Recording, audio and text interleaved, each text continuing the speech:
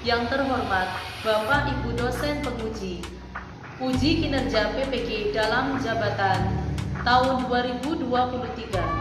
Perkenalkan, nama saya Oki Amanda Nalurita.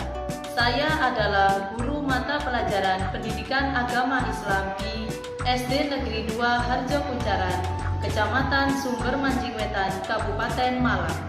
Hari ini, Jumat, tanggal 1 Desember 2023, saya akan melaksanakan praktik pembelajaran untuk mengikuti uji kinerja PPG dalam jabatan batch 2 tahun 2023 bersama dengan peserta didik kelas 5 mata pelajaran Pendidikan Agama Islam, materi meneladani kisah perjuangan Rasulullah SAW.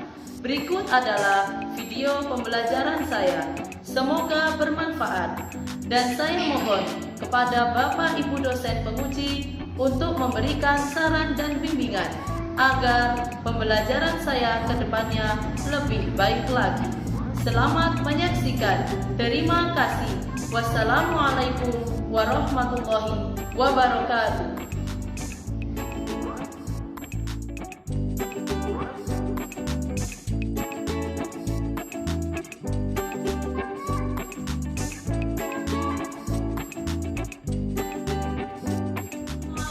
Warahmatullahi wabarakatuh. Waalaikumsalam warahmatullahi wabarakatuh. Bagaimana kabarnya anak-anak hari ini? Alhamdulillah sehat luar biasa.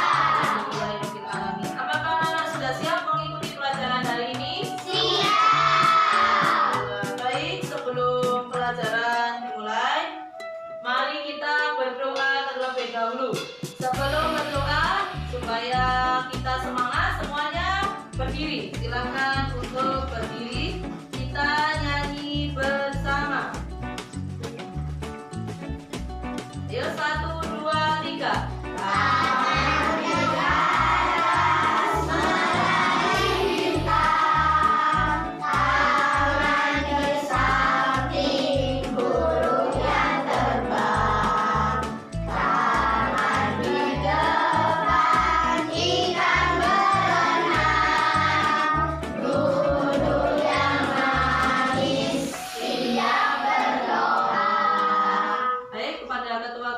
Silakan memimpin doa. Persiapan. Siap. Sebelum belajar kita berdoa. Berdoa mulai. Bismillahirrahmanirrahim. Raditu billahi rabba wa bil islami dina wa bi Muhammadin nabiyyan wa rasulah. Rabbi zidni ilma warzuqni fahma waj'alni min ibadika sholihin. Berdoa selesai. Alhamdulillah, doa sudah kita laksanakan bersama. Semoga pelajaran hari ini berjalan dengan lancar dan ilmu yang kita dapatkan menjadi ilmu yang bermanfaat. Amin. Baik anak-anak, kita sudah sampai pada surat Ad-Duha, pada hafalan kita yang terakhir pada juz amma. Mari kita bersama-sama murojaah hafalan surat terakhir, yaitu surat Ad-Duha. A'udzu billahi minasy syaithanir rajim. Bismillahirrahmanirrahim. Wadduha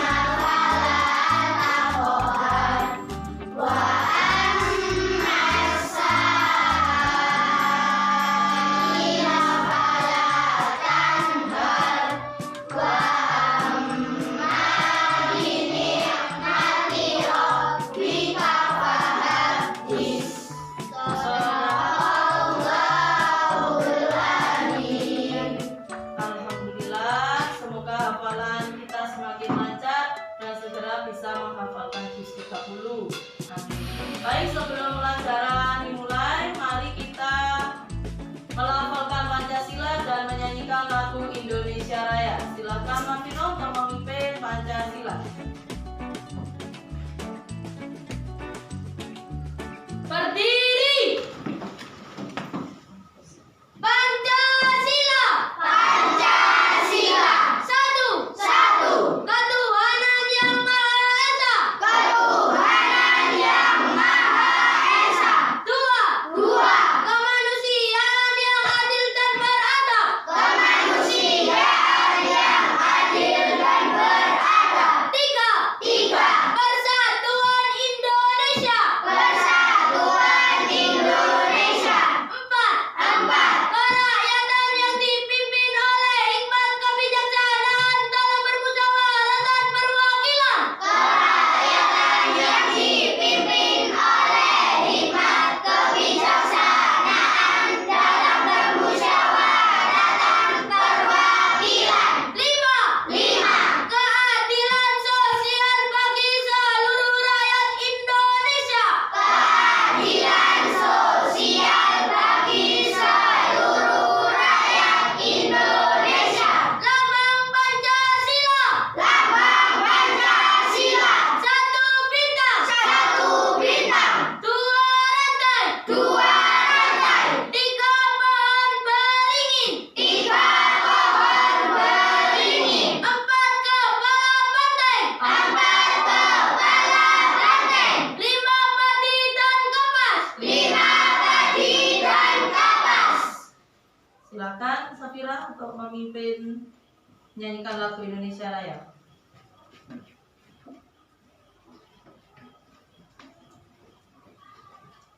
Hiduplah Indonesia Raya.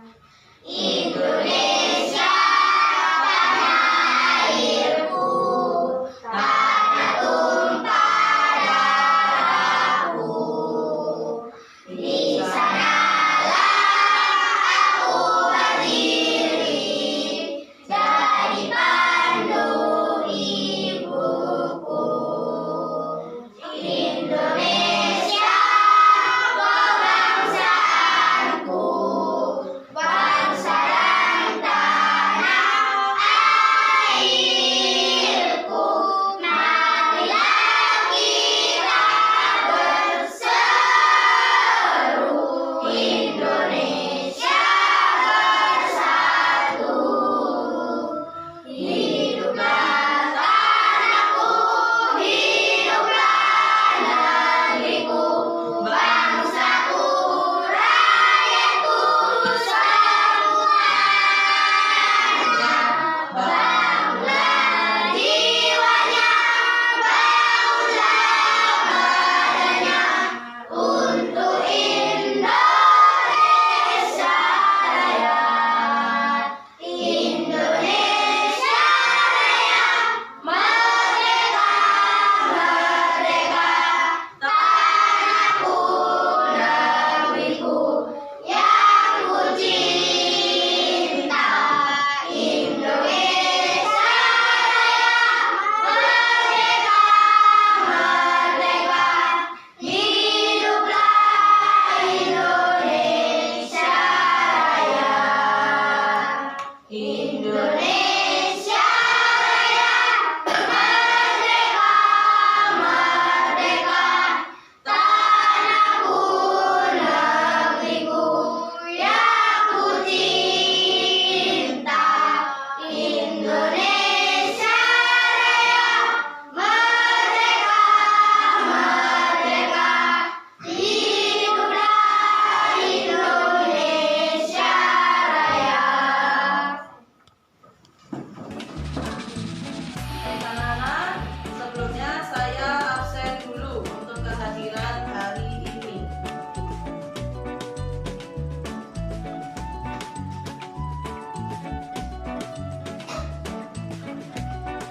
Adiba Asa Zahra, Ahmad Al-Fatsahi, Brian Putra Mahardika, Noval Pradana, Aira, Alhani, Aribi, Nadira, Fitra, Hafiza, Iza, ya sakit, Marvino, Maya, Afgan, Barul, Hafiz, Afif, Alfan Ridho,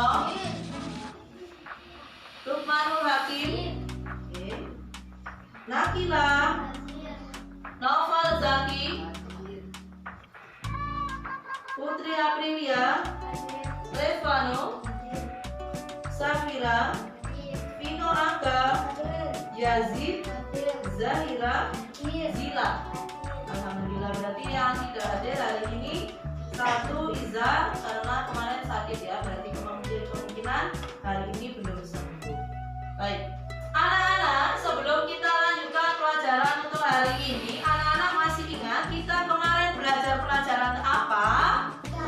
Zakat dan infak. Coba saya tanya, membayarkan zakat berupa makanan pokok sejumlah 2,7 kilo sampai 3 kilogram pada bulan puasa dinamakan zakat apa? Fitrah. Baik, bagus. Berarti anak-anak masih ingat pelajaran yang kemarin. Anak-anak, hari ini kita akan belajar tentang meneladani perjuangan Rasulullah Shallallahu Alaihi Wasallam dalam kisah istimewa Fathu Makkah. Tujuan dari pembelajaran ini adalah yang pertama, supaya peserta didik memahami kisah Fathu Makkah dan peserta didik memahami perjanjian Hudaybiyah. Baik, anak-anak, dalam kegiatan pembelajaran hari ini, yang pertama pembukaan yang sudah kita lalui bersama, kemudian nanti kita akan menyimak video pembelajaran, mengerjakan lembar kerja kelompok yang nanti akan ibu bagikan, kemudian membaca materi pada buku paket pendidikan agama Islam, mengerjakan soal pada link Google Form, dan juga menyimpulkan hasil belajar yang sudah kita lalui hari ini.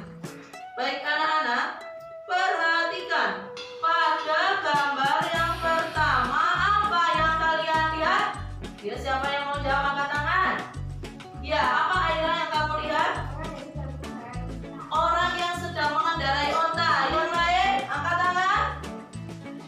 Apa yang kalian lihat? Afgan?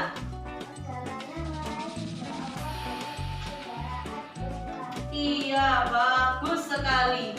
Nah, jadi anak-anak, pada zaman dahulu kendaraan itu yang digunakan hanya onta dan kuda. Tidak ada mobil seperti sekarang ya. Kalau melakukan perjalanan jauh, khususnya di negara Arab, itu memakai kendaraan berupa onta ya. Nah, selanjutnya gambar apa ini? Siapa yang mau jawab angkat tangan? Kota Mekah. Kemudian, apa yang kalian ketahui tentang kota Mekah? Tempat lahirnya Nabi Muhammad. Betul, kota Mekah itu adalah tempat lahirnya Nabi Muhammad. Selain itu, kota Mekah biasanya digunakan untuk apa? Tempat orang naik haji atau umroh. Bagus, tempatnya orang naik haji atau umroh. Berarti anak-anak sudah memiliki pemahaman dasar tentang kota Mekah dan perjalanan pada zaman dahulu itu menggunakan kendaraan seperti itu ya. Nah, baik. Anak-anak, marilah kita saksikan video tentang kisah Fathu Makkah dengan seksama ya, supaya kita benar-benar memahami tentang kisah Fathu Makkah.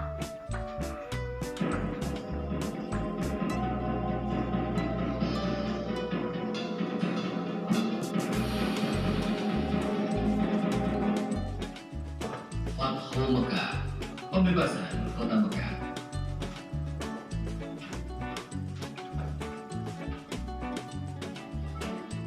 Awal bulan Zulqa'dah tahun ke-6 Hijriah, Nabi Muhammad bersama 1.400 sahabatnya bergerak menuju Mekah dalam rangka menjalankan ibadah umrah. Rombongan besar tersebut membawa 70 ekor unta sebagai hewan kurban. Para sahabat Nabi sangat antusias mengikuti perjalanan ke Mekah, terutama kaum muhajirin yang telah lama meninggalkan kota kelahirannya.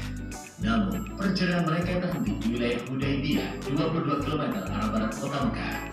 Di Hudaybiyah, beberapa orang Quraisy bertanya tentang keperluan rombongan Nabi datang ke Mekah.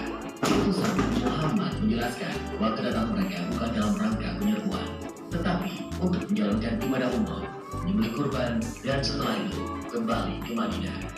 Namun, orang-orang Quraisy tetap bersikeras menolak kedatangan Nabi Muhammad dan para sahabatnya.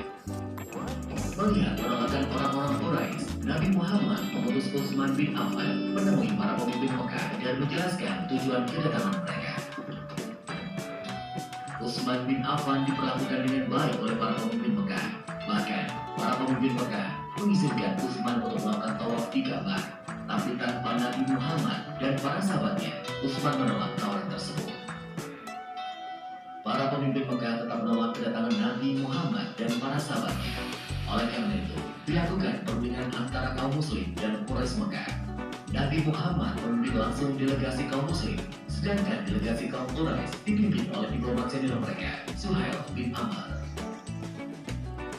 Perundingan yang berjalan lama tersebut akhirnya menghasilkan beberapa kesepakatan yang isinya: pertama, gencatan senjata antara kaum muslim dan Quraisy Mekah selama 10 tahun, tidak akan ada tindakan buruk maupun permusuhan dari kedua belah pihak.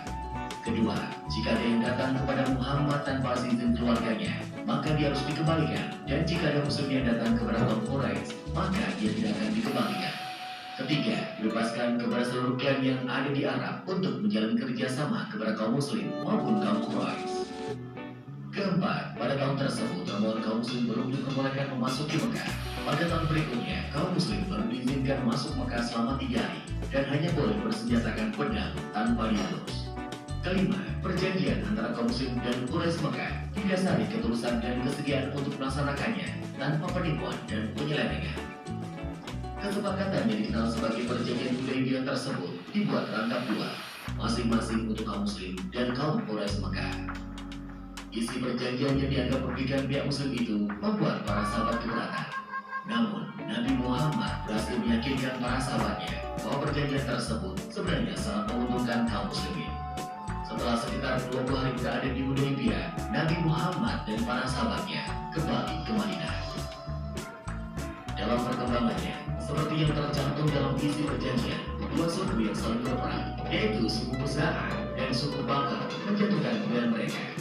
Suku Khuza'ah bergabung ke kaum muslim, sedangkan suku Bakr bergabung ke Quraisy.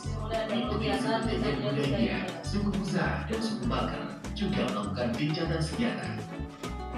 Meskipun sepintas perjanjian Hudaybiyah merugikan kaum muslim, namun secara diplomasi, Nabi Muhammad meraih kemenangan politik melalui perjanjian tersebut. Kaum muslim diakui eksistensinya dan Islam diakui sebagai agama resmi di Jazirah Arab. Selain itu, kaum Quraisy Mekah juga mengakui Madinah sebagai sebuah negara. Perjanjian Hudaybiyah ternyata tidak berjalan sebagaimana mestinya. Ketika pihak Quraisy melakukan pelanggaran, suku Bakr melakukan penyergapan terhadap suku Khuza'ah di sebuah oasis. Penyergapan tersebut dibantu oleh Quraisy Mekah. Pelanggaran perjanjian Hudaybiyah membuat Nabi Muhammad dan para sahabatnya mengambil keputusan penting menyerbu Mekah. Sedangkan di Mekah, para pemimpin Quraisy yang menyadari pihaknya telah melakukan pelanggaran mengirim Abu Sufyan ke Madinah untuk melakukan diplomasi. Di Madinah, Abu Sufyan menemui Nabi Muhammad dan memberikan kejelasan panjang lebar. Namun, Nabi Muhammad tidak menghiraukan Abu Sufyan. Selain bertemu Nabi Muhammad, Abu Sufyan sempat menemui Abu Bakar, Umar bin Khattab, dan Ali bin Abi Thalib. Namun, tetap saja Abu Sufyan gagal menemukan jalan keluar. Di tengah putus asa, Abu Sufyan kembali ke Mekah. Setelah bertahun-tahun, jumlah pengikut Nabi Muhammad semakin besar. Kali ini, 10.000 pasukan muslim dengan persenjataan lengkap telah bersiap menuju Mekah. Para terpanjang 10.000 pasukan muslim memulai perjalanannya ke Mekah. Kali ini, pasukan muslim akan melaksanakan misi yang sangat menentukan, yaitu Fathu Mekah atau pembebasan kota Mekah dari tangan kaum Quraisy. Para pemimpin Mekah sama sekali tidak menduga kekuatan pasukan Nabi Muhammad. Nabi Muhammad membagi 3 pasukannya melewati jalan yang berbeda, sehingga musuh tidak bisa memperkirakan dengan tepat jumlah pasukan muslim. Ketika pasukan muslim memasuki Mekah, kaum Quraisy hanya bisa pasrah karena tidak mungkin melawan kekuatan sebesar itu. Abu Sufyan dan para pemimpin Mekah lainnya menyerah kepada Nabi Muhammad. Setelah menguasai Mekah tanpa pertumpahan darah, Nabi Muhammad mengambil keputusan yang tidak terduga dan tidak sesuai dengan tradisi bangsa Arab. Nabi Muhammad memerintahkan para pemimpin pasukannya mengucapkan Al-Yawm, Yawm Al-Marhamah, yang artinya adalah hari ini hari kasih sayang. Nabi Muhammad mengambil semua penduduk Mekah dan melarang pasukannya melakukan pertumpahan darah. Hari itu, 17 Ramadan tahun ke-8 Hijriah, Mekah berhasil dilepaskan dari kekuasaan kaum Quraisy Mekah.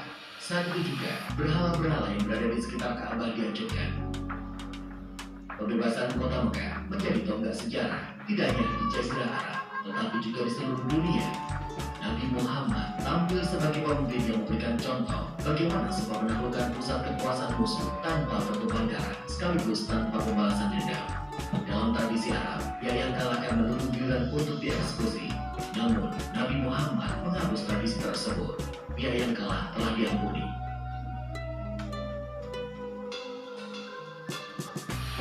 Setelah Ka'bah dibersihkan dari berbagai jenis berhala, Bilal pun diperintahkan Nabi untuk mengumandangkan azan. Nah, sudah kita lihat bersama anak-anak ya tentang peristiwa Fathu Makkah. Nah, itu tadi anak-anak ya.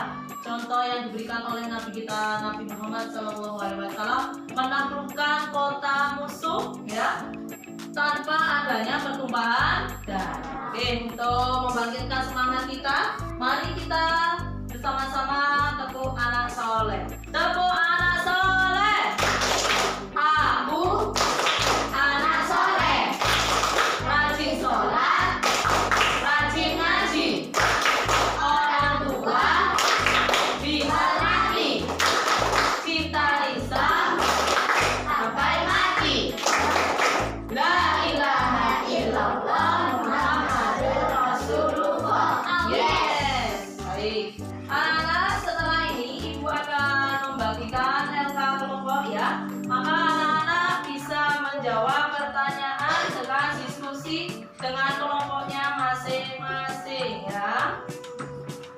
Oke, silakan dibagikan.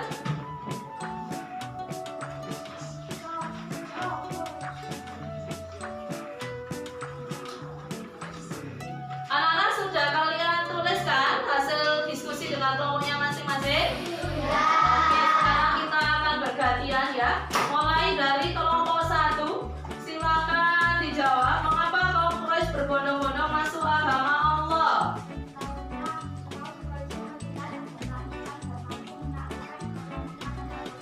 Iya, bagus sekali jawaban dari kelompok 1. Beri tepuk tangan anak-anak.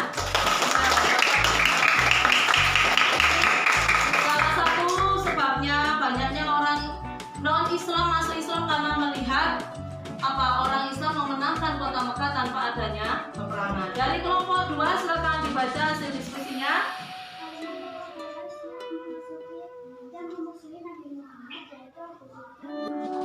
Iya, Abu Sufyan yang memusuhi Nabi Muhammad, bahkan dia ini tokohnya orang Mekah ya, yang sangat disegani masuk agama Islam, menyebabkan orang-orang yang lain pun ikut masuk agama Islam. Dari kelompok 3 silakan dibaca hasil diskusinya.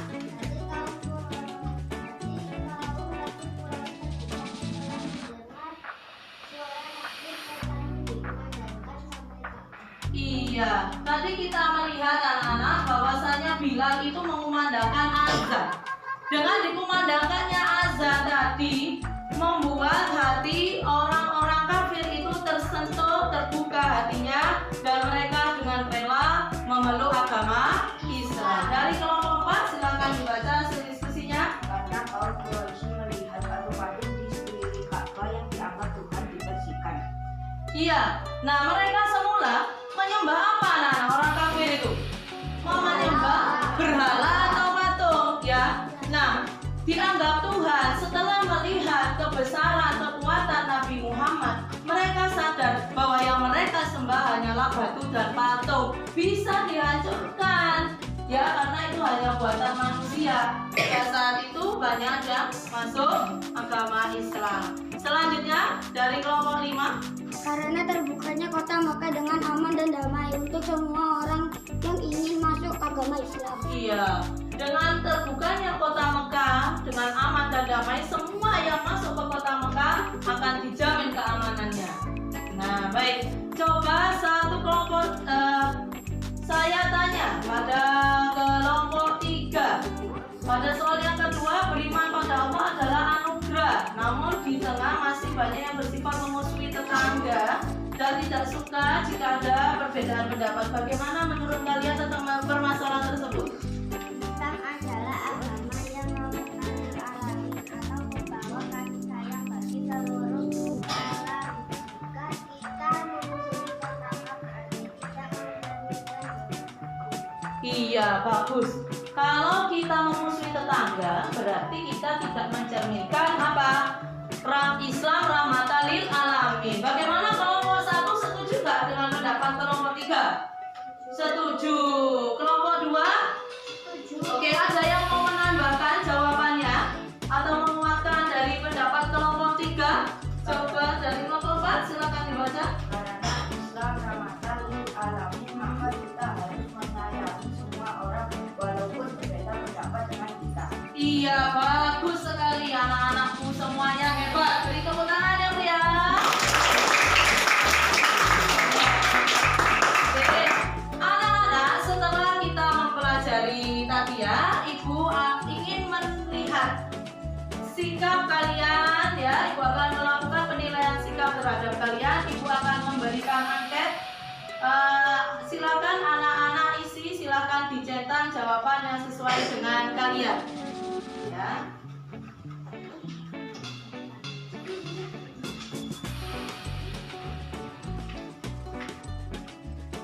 Nah, silakan anak-anak isi berdasarkan dengan petunjuk yang ada, disesuaikan dengan diri kalian dan diisi dengan jujur.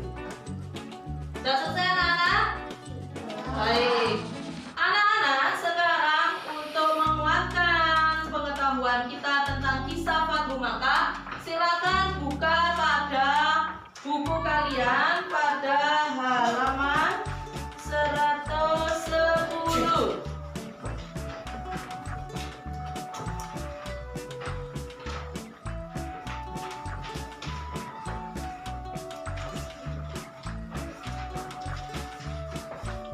Kita baca bersama-sama ya, mulai dari pada tahun ke-6 Hijriah 1, 2, 3. Pada tahun ke-6 Hijriah tepatnya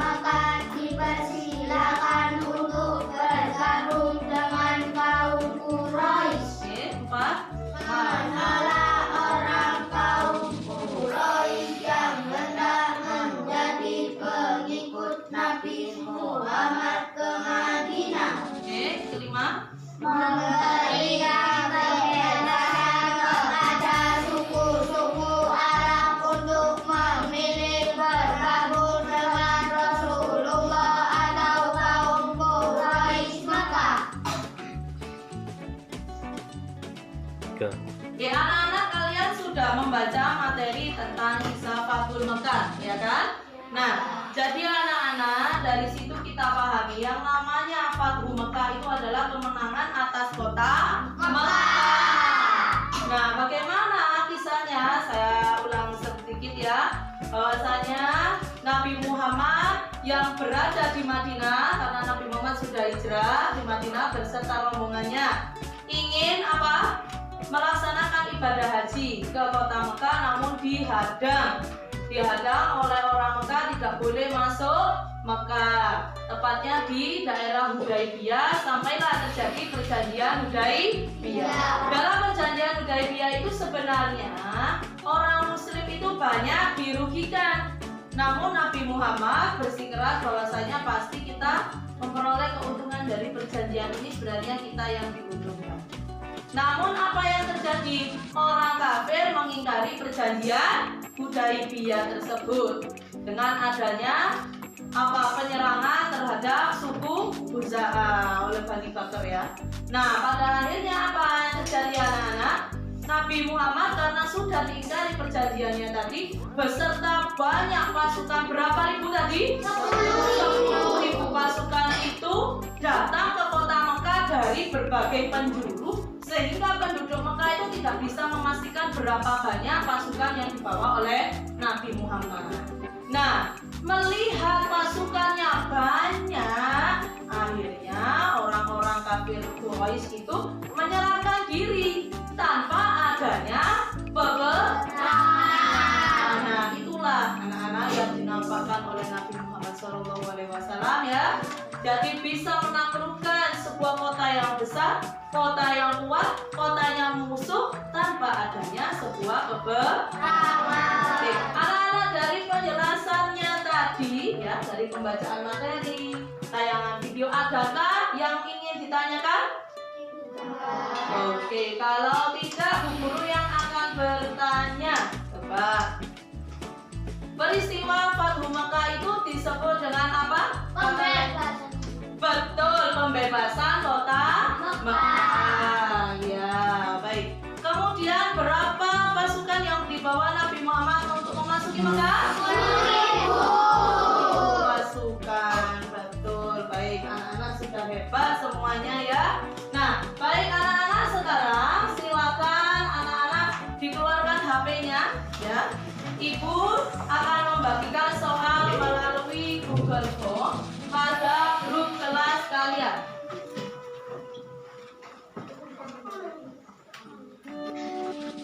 Ya. Oke, bagaimana, sudah selesai dikerjakan anak soalnya? Sudah. Oke, terima kasih. Nanti soal jawab nilai kalian akan Ibu share ya. Nah, baik anak-anak, silahkan dikemas lagi HP-nya. Nah, ini ya dari kisah Fathul Mekah yang sudah kita pelajari anak-anak. Fathul Mekah adalah pembebasan kota. Berarti anak-anak sudah paham. Orang-orang kafir masuk apa? Secara berbondong-bondong. Dan orang Islam memenangkan kota Mekah tanpa adanya peperangan. Bagus anak-anak. Nah, inilah yang dapat kita teladani anak-anak, bahwa sebagai orang Islam kita harus bersikap baik dan menunjukkan bahwa Islam adalah agama yang rahmatan lil alamin. Apa itu rahmatan lil alamin? Pembawa kasih sayang bagi seluruh alam. Baik anak-anak, terima kasih, pelajaran kita sudah selesai untuk hari ini, dan minggu depan kita akan belajar tentang kisah haji wada. Nah, terima kasih Ibu sampaikan anak-anak. Mari kita mengucapkan hamdalah bersama-sama. Alhamdulillah.